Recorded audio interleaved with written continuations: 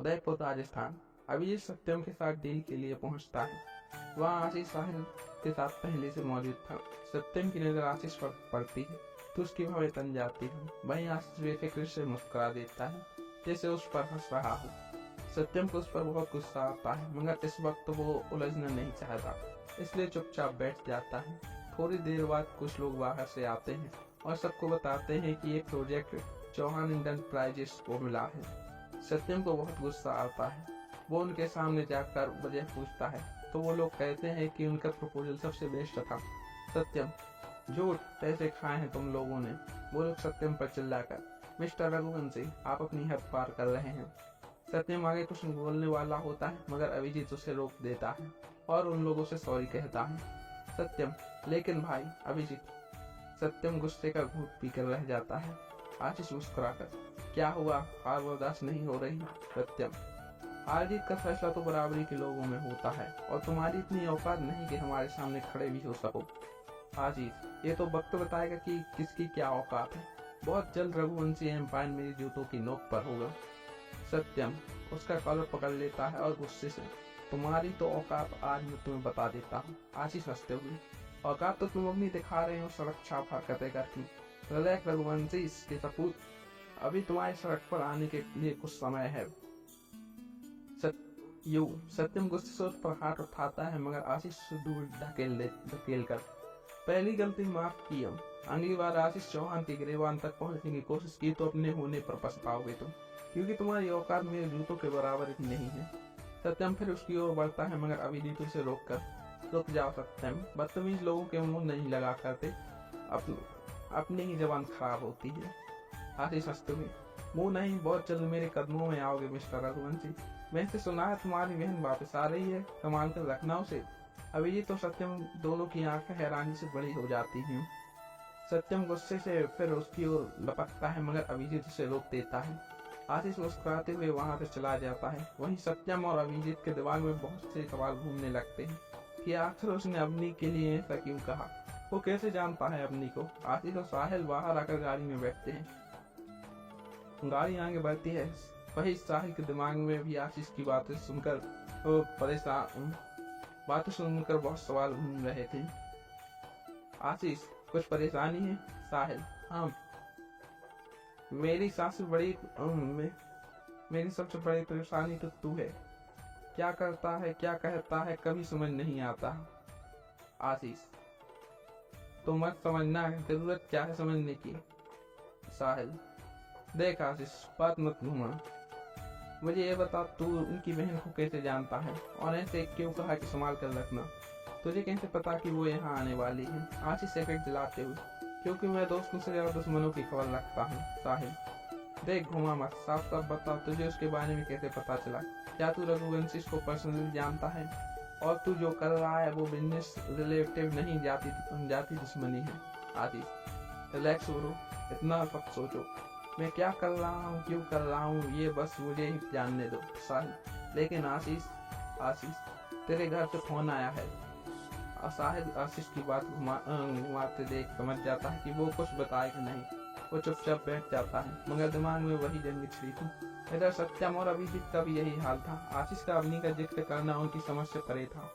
सत्यम को आज मुलाकात में ये यकीन तो हो चला था कि आशीष उनके साथ दुश्मनी निकाल रहा है और उसमें वो अवनी को घसीटने वाला है। ये सोचते ही उसके दिमाग के सैकड़ों सवाल उमड़ जाते हैं।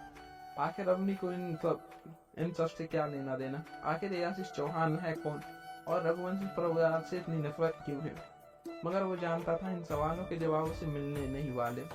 उसे अवनी की फिक्र होती है और उसे लगने लगता है कि शायद आशीष की वजह से तो नहीं, जिसके कारण राज सिंह जी ने अवनी को घर से दूर रखा हुआ है।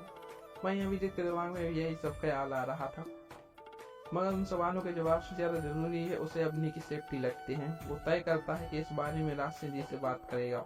अगले दिन राज सिंह जी के कहे अनुसार सत्यम अवनी को लेने चला जाता है। दूसरी तरफ अवनी और दीप्ति अपनी पैकिंग कर रही थी। अवनी, दीप्ति, भाई का फोन आया था, वो किसी भी समय पहुंच सकते हैं, जल्दी से पैकिंग कर लो वरना तुम्हें पता है उन्हें इंतजार करना पसंद नहीं। दीप्ति, जानती हूँ। वैसे दीप्ति, तेरी फैमिली में सबके सब एंटी पीस हैं, तुम्हारे दादाजी लगता है किसी सर्कस के रिंग मास्टर हो और तुम सब उनके साथ पर चलने वाले कोई जानवर। तुम्हारे पापा मिस्ट्री मैन, जिन्हें समझना मुश्किल नहीं नामुमकिन है। तुम्हारे चाचू खुद भी डरते हैं और तुम बच्चों को भी डराते हैं।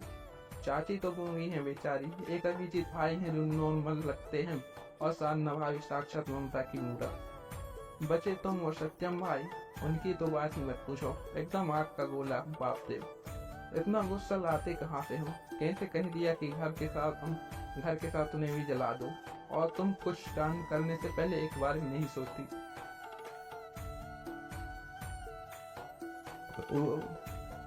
ऊपर से सामने से कह देते हैं कि तुमने किया है। अभी मुस्कुरा कर, हो गया तेरा रघुवंशी पुराण खत्म, तो जल्दी घर वरना छोड़कर चली जाऊंगी तुझे देखती। कर रही हूँ बाबा। वैसे ये भावना कहाँ है? अभी मार्केट गई है, कह रही थी सबके लिए कुछ लेना है, वैसे भी कल निकलेगी यहाँ से देखती। ओके, तभी भावना अंदर आती है अपनी उसे देखकर। अरे वाह, आज तो मैडम की शॉपिंग बड़ी जल्दी खत्म हो गई। भावना, हाँ, क्योंकि मुझे डर था कि तुम लोग मुझसे मिले बिना ना निकल जाओ। दीप्ति, हाँ तो तू कोई प्राइम मिनिस्टर है कि तेरा इंतजार करते रहे? भावना, पता है नहीं हूँ, और तुम लोग मेरा इंतजार नहीं करने वाले इसलिए जल्दी आए हो। दोनों हंस देते हैं। भावना, बहुत मिस करूंगी यार तुम दोनों को। दोनों आकर उसके गले लग जाती हैं और एक साथ, हम भी बहुत मिस करेंगे भावना। भावना की आंखें नम हो जाती हैं अपनी देखकर। हे डोंट बी सेंटी यार, टच में रहेंगे ना? भावना, हाँ, मगर मेरे कान तो नहीं सुनतेंगे ना अपनी। ओ, तो मैडम को इस बात का दुख है, इस बात का नहीं कि हम उससे दूर जा रहे हैं। भावना हंसकर, हाँ तो तुम्हें क्या लगा कि तुम पर आंसू खर्च करोगे? कभी नहीं। देखती, हाँ, चाहिए भी नहीं। भावना मुस्कुरा देती है और दो बैग उनकी ओर बढ़ा कर, ये तुम दोनों के लिए। अपनी, ये क्या है? भावना, छोटा सा गिफ्ट मेरी तरफ से, जो तुम दोनों को मेरी याद दिलाइए। और हम तीनों का ग्रुप की फोटो है जिसमें फ्रेम करवा दिया है मैंने।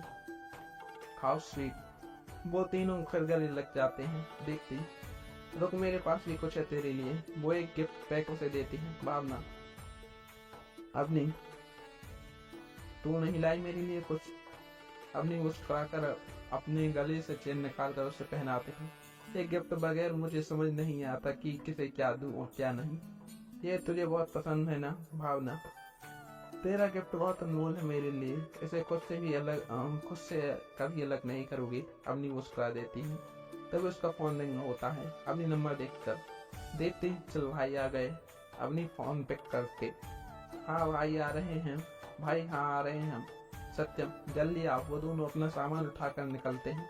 भावना भी उनके साथ उन्हें गाड़ी तक छोड़ने आती है। सत्यम गाड़ी के बाहर उस छुट्टे के लिए खड़ा था। अन्नी वहां पहुंचते और भागकर सत्यम के गले लग जाती है। सत्यम के चेहरे पर मुस्कान आ जाती है। वो उसके सर पर हाथ फेरकर, कैसी है मेरी लाडू? अपनी, मैं बहुत बहुत बहुत अच्छी हूँ और बहुत खुश भी।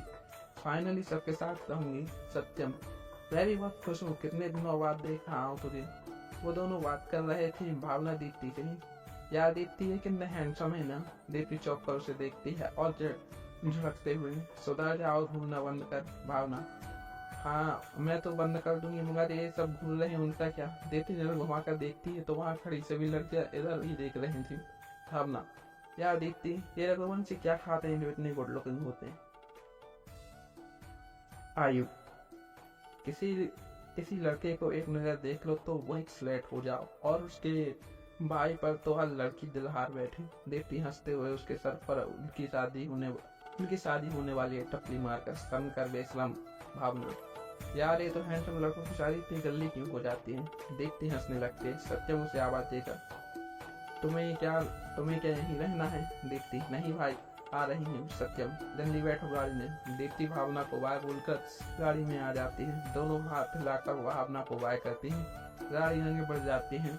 अब नहीं भाई, आप क्यों आए हैं? आप खुद से आ जाते ना, हम खुद से आ जाते ना। सत्यम, हिटलर का आदेश था कि मेरी पोती अकेले नहीं आएगी, तू आना पड़ा। अब हंसते हुए, आप बदलेंगी नहीं ना?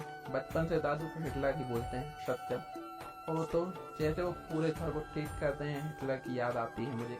देखती, सही कह रहे हैं भाई।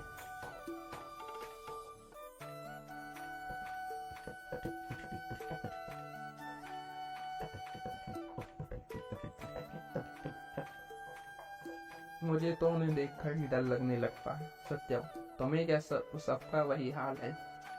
जी दादाजी के अलावा कोई कुछ बोल पाता है क्या? अपनी सिवाय मेरे। और कीजिए आप दोनों चुगली, मैं तब बताऊंगी उन्हें। सत्यम, बता देना, मैं क्या डरता हूँ उनसे? वो तो बस उनकी उम्र का लिहाज कर लेता हूँ कि बड़े हैं, वरना तो उनकी हर बात का जवाब दे सकता हूँ। अपनी हंसते हुए, हाँ हाँ सब पता है। वैसे भाई एक बात बोलूं? सत्यम, हाँ बोल अपनी।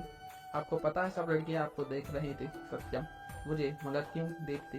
क्या भाई, आप इतना भी नहीं समझते? सत्यम, क्या मतलब? अपनी, मतलब ये भाई कि आपने शादी में जल्दबाजी कर दी, वरना आपके लिए भाभी से भी खूबसूरत लड़की ढूंढ कर लाती मैं। सत्यम, अच्छा बेटा, भाई से मस्ती।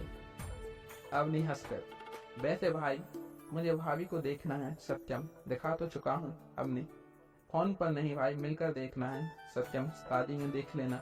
अब नहीं, उसमें अभी 20 दिन है, मुझे उससे पहले मिलना है। प्लीज भाई।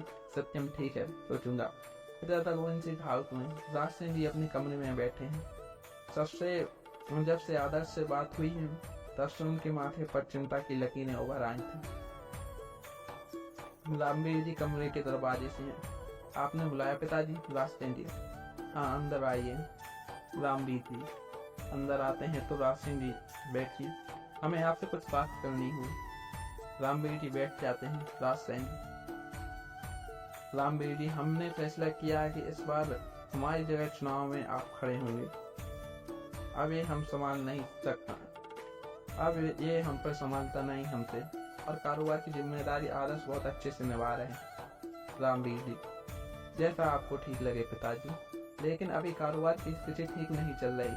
एक साथ कई प्रोजेक्ट हाथ से निकल गए हैं, समझ नहीं आ रहा है ऐसा क्यों हो रहा है। राज सिंह जी, कोई विभीषण है अपने बीच, पता लगाना होगा। खैर इसके बारे में हम आदर्श से बात करेंगे, आप चुनाव प्रचार पर ध्यान दीजिए। रामवीर जी, कुछ परेशानी है क्या पिताजी? राज सिंह जी गर्दन हिलाकर, हम अब नहीं आ रही है और उसके साथ हमारी परेशानी शुरू हो गई। रामवीर जी, खामखा चिंता कर रहे हैं आप, कुछ नहीं होगा। राज सिंह जी, नहीं रामवीर, हमारी चिंता बेवजह नहीं है, तुम भूल गए। लेकिन मैं ना तो वो आग उगलती आंखें भूला हूँ, और ना ही उसकी बात।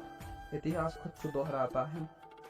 राष्ट्र रघुवंशी बहुत गुरूर है ना अपने नाम पर और रुतबे का, उसे जल्द ही मिट्टी में मिलाऊंगा। इंतजार करना, और हाँ सवाल कर रखना अपनी इकलौती पोती को, कोई आँच ना आए उस पर, मेरी इमानत है वो।